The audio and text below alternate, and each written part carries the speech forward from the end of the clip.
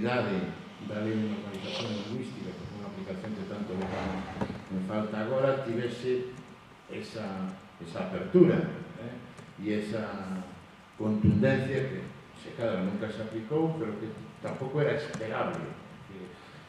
Todo isto pasa nos anos 82, falando de lingua, a lei de normalización creo que é do ano correxido 83, moi poucos anos antes, no 76, 77, na Facultade de Santiago, discutíamos entre a propia esquerda sobre a lingua e a maioría estaba por debaixo da lei de normalización lingüística.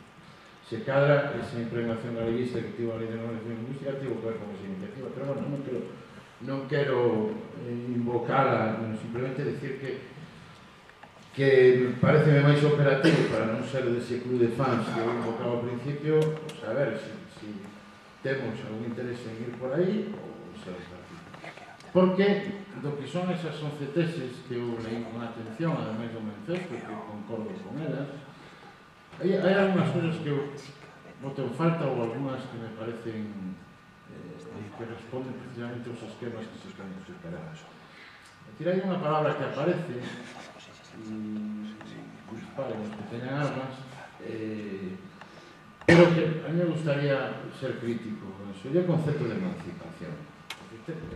O concepto de emancipación, etimológicamente a palabra emancipación ten que ver coa superación da minoría de idade. E nin nós somos menores de idade, nin a sociedade galega é menor de idade. Ese paternalismo e esa distancia que a cidadanía que tanto ten impregnada a esquerda, non a esquerda social, nin a esquerda partidaria, senón a esquerda intelectual deste país durante os 16 anos de Fraga. É dicir, non ten sentido. Os 16 anos do goberno Fraga eran partiendo da convicción dunhas persoas que nos consideramos moi exquisitas de que a maioría da población galega estaba confundida e, ademais, sucumbía a un esquema clientelista de Bartai de Fraga. Pois, iso non era así. Galicia, daquela e hoxe, é un país europeo e ten un comportamento electoral e político europeo. As sociedades europeas están fragmentadas, case o 50%, por orientacións de dereita e orientacións de esquerda, con movimentos que determinan en cada momento a alternancia no poder. Entón, a mí me gustaría saber se é posible superar ese esquema de emancipación, porque non quero emancipar a ninguén, nin quero que me emancipen. É dicir, tanto se invoca o 15M. O 15M é a impugnación. O 15M non é un movimento pola emancipación de nada nin de ninguén. É un movimento pola intervención colectiva. E é un movimento que tampouco idealiza ningún futuro, non ideoloxiza un futuro imposible, sino ten unha certa utopía do presente. E eso se cadra o que poderíamos aprender dese movimento, que tampouco nos vai admitir facilmente porque llevamos resultar retornos casposos e retóricos.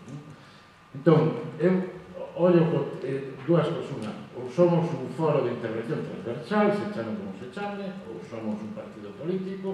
Se somos un foro, se trata de transmitir a opinión pública ideas en todo momento, e ideas que tampouco deberían ser cada vez máis próximas aos problemas concretos.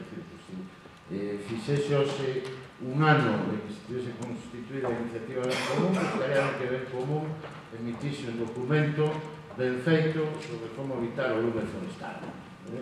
Se cara non se espera sobre esa semana que ven, porque habrá que explicar primeiro quen son. E estará ben que moitos de nós sean independentes, outros estean en partidos, e cada un, como facían, al menos se valería o esquema da realidade galega, fagan cousas para intervir nas decisións dese partido. Porque tamén hai un pensamento no que se conflue o despotismo ilustrado e o leninismo de idealización das vanguardas, que igual que invoca esa emancipación, que a maioría da sociedade está anestesiada e é menor de idade, pois tamén é moi fácil decir que os partidos son malos, malísimos e que funcionan. Os partidos son como a nós. Ten o peor e o mellor de los mesmos. E abúrrese tanto así